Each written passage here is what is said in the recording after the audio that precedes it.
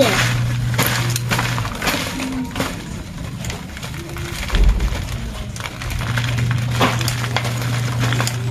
Kini nga radikan. Isa ra ni sa una karong daghan.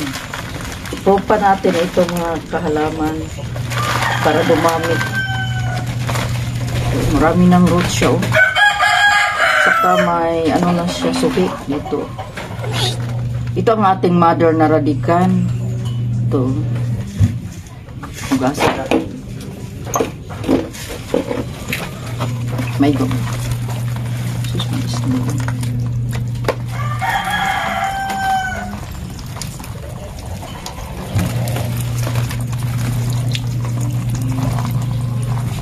Dito natin sa ikating syndrome. Ay, nakagay pa doon. Ito ang ating ikat. May gamot ba ito? Dito.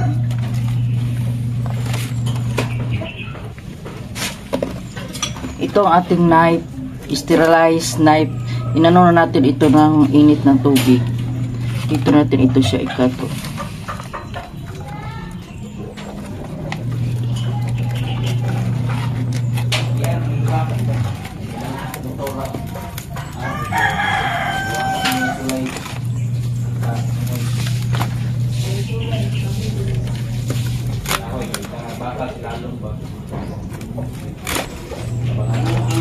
Ito na siya. Hello. Dalawan.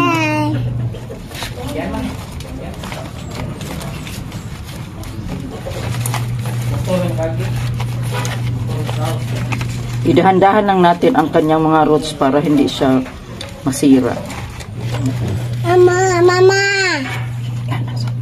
Sige, i-on Nag-on ka na? Okay, ito. Idandahan lang natin ang kanyang roots para hindi maputol. Dami ng roots. Ito na.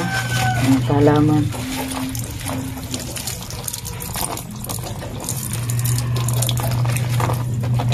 Pagkatapos, lagyan natin ito ng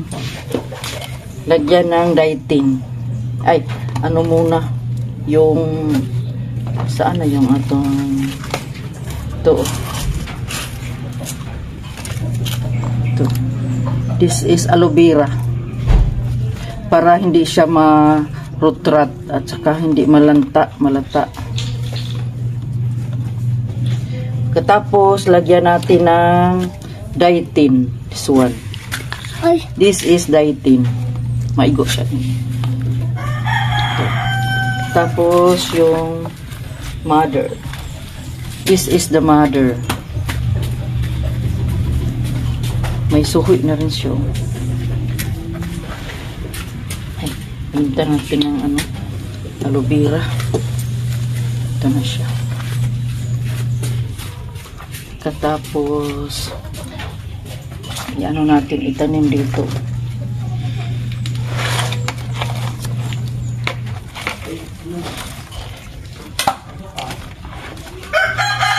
Dito natin siya itanim.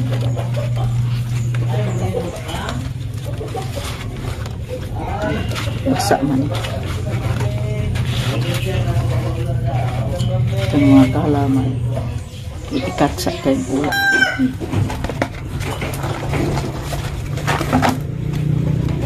This is coco-peat at saka yung lupa nasa horse manure na lupa.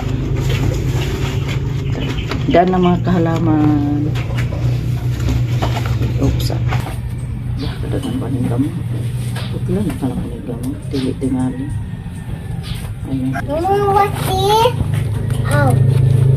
Sige na, giunan niyo.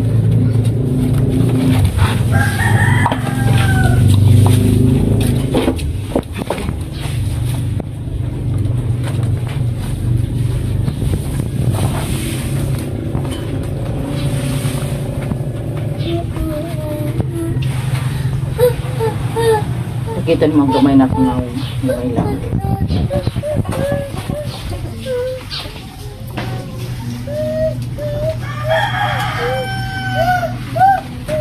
Dan na mga kahalaman. Ito na. Dalawa na. Salamat. Good morning. Dito tayo, maglagay tayo sa ating radicans. This one is radicans. Lagyan natin siya ng horse manure. This is horse manure na parang lupa na siya bago ko nilagay. Nauga na at saka yung ano na siya, parang lupa na. Ito ko ilagay.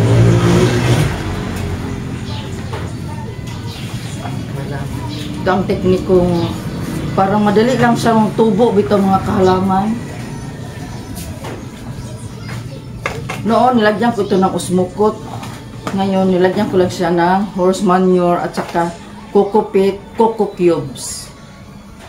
Ito na ating kinalabasan sa ating radicans.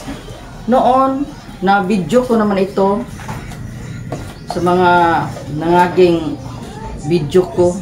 Nag-update lang tayo mga kahalaman. Sa kalagyan rin natin ito ng coco peat.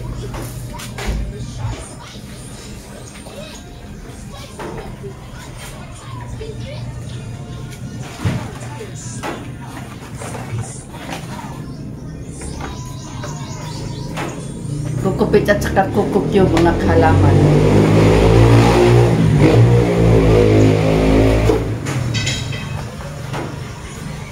This is our passion. Kahit na matanda na, paano nang ito, long life.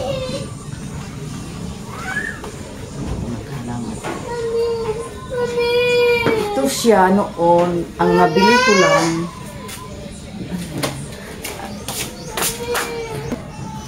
Noon, ang pagbili ko nito, 1,000 po. Tapos, isa lang kapunuan. Ngayon, nag-ano na siya. Ito ang kanyang baby, oh. Mga 3 years na sa pagpalit ko, sa pagbili ko. Ito na ang kanyang isang babies, malaki na. Ngayon ko lang ito napropagate yung kanina. Tapos, ito yung isa, noon ko ito napropagate. May video rin ako nito. Nag-update lang tayo mga kahalaman. This one, yung isa, pang tatlo. Tapos, yung pang-apat natin mga kahalaman ito. Malaki mga dahon ito mga kahalaman. Ito na ang pang-apat natin. Mayroon tayong pang-5, ibinigay ko sa aking friend. Tapos, may i-exchange niya sa akin ito, oh. Ito, yung exchange niya sa akin. Ito. Green Emerald Variegated. Pero parang nag-revert siya kasi naano sa ating climate dito sa Davao de Oro. Galing ito ng Davao Oriental. Ito, oh, may ano na siya, oh. At saka yung isa, parang dulong na ba, mag-variegate. Green Emerald, ano niya sa akin. Tingnan yung exchange ba, nag-change. Ito na mga kahalaman ang pinalabasan sa ating radicans, Anthurium radicans. Yung mga kahalaman, good vibes lang mga kahalaman. Yung mga dahon niya, oh. Ganda. Ang lalaki na nila, lalo na ito, oh. Beautiful leaves or Anthurium radicans.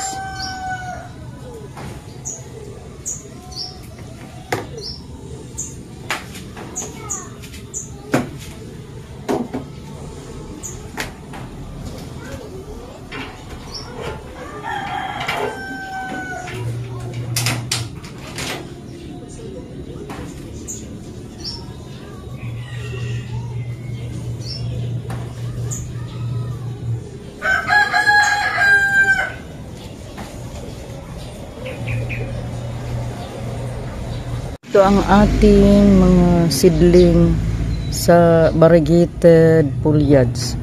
Lagyan ko ito ng coco peat. This one. Coco peat. Mga maliit pa ito noon mga kahalaman. Ngayon laki-laki ng jutay.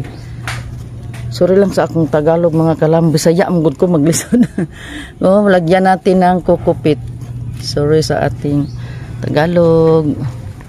Naning kamot. Kani oh. Malaki na. Noon marami ito kinain ng mga ano, bird or yung mga langgam. Hindi langgam. Yung bird ba? Ito mga kahalaman oh. Laki na. Noon kahalaman liit talaga ito. Parang ano pa lang siya, seeds pa lang. Ngayon ay may mga dahon na oh. Tsaka ito mga kahalaman oh. Ito na lang ang mga buhay. Kasi kinain ng mga bird yung ibang mga seeds. Ayun oh. 3 5 6 7 8. Ito na lang ang naiwan. Buti pa nabuhay pa sila. Ito oh. Laki na. Ito ang ating variegated foliage. Anthurium foliage. Ito. Ang halaman oh. Ganda ang mga kulay. Ito mga halaman.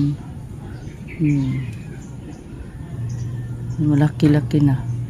Lagyan lang natin ito ng kukupit. Maliit pa. Lagyan na.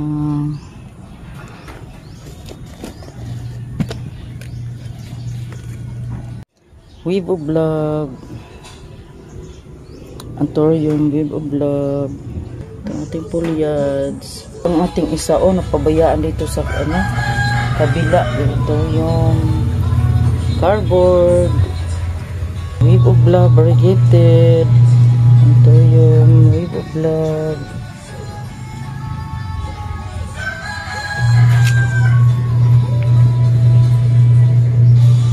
Magnificum. Anthurium magnificum. Cardboard natin. Ito. Kinain ng mga ano. Hindi ko na alagaan. Kasi busy ako. Ito mga kahalaman. Palagi ninyo ito makita kasi gina-vlog man ito. Ito.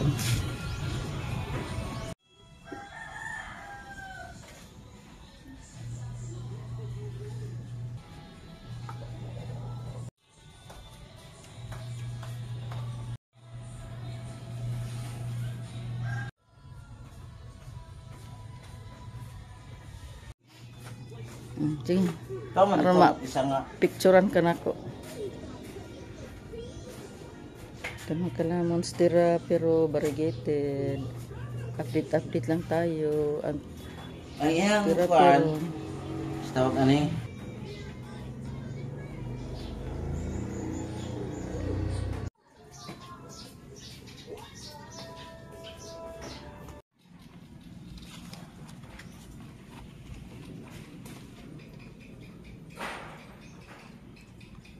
Ang ating isang Anthurium magnificum.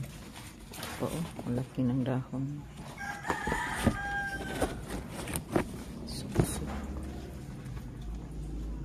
Magnificum.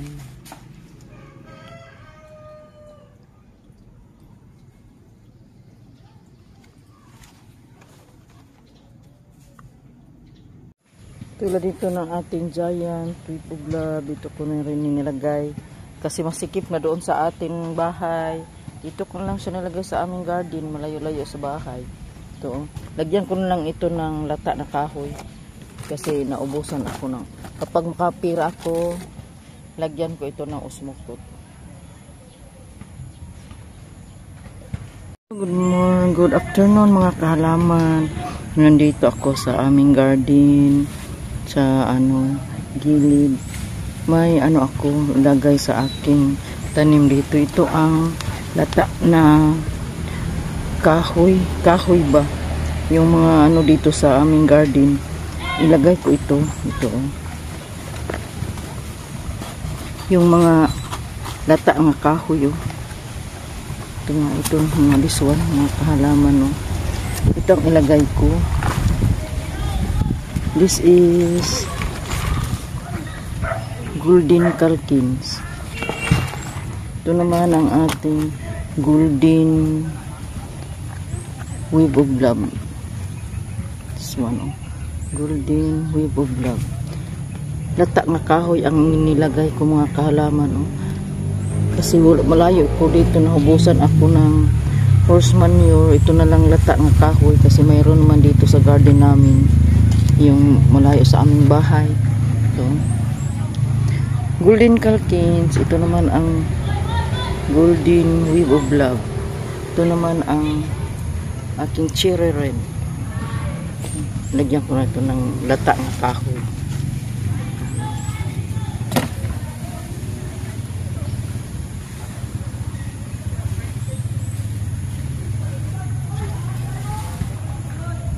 Katulad din ito sa ating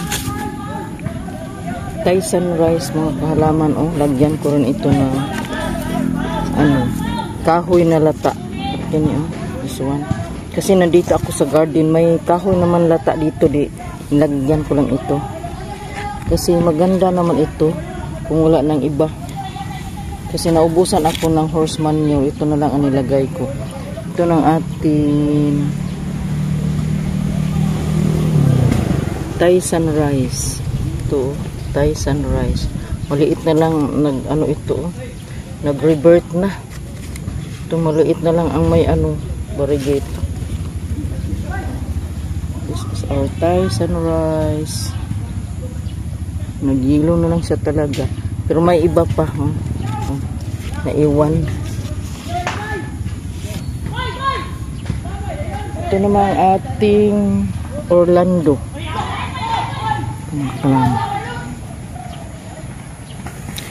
Kasi masikip na doon sa ating bahay. Nilagay ko lang dito sa garden, malayo-layo sa ating bahay.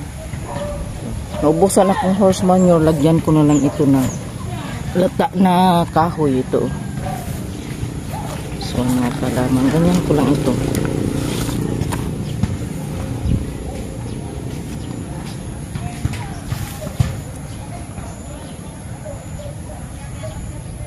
Tayo nga sa bukid, wala tayong mga abono. Yung lata na kahoy, yun na lang ang ilagay natin. Kung mayroong pira tayo, ibili tayo ng usmukot at saka yung para sa ating mga philodendron. Kapag walang pira, yung horse manure, yung lata na kahoy, pwede rin. Ito, ang ganda naman ito. Beautiful leaves.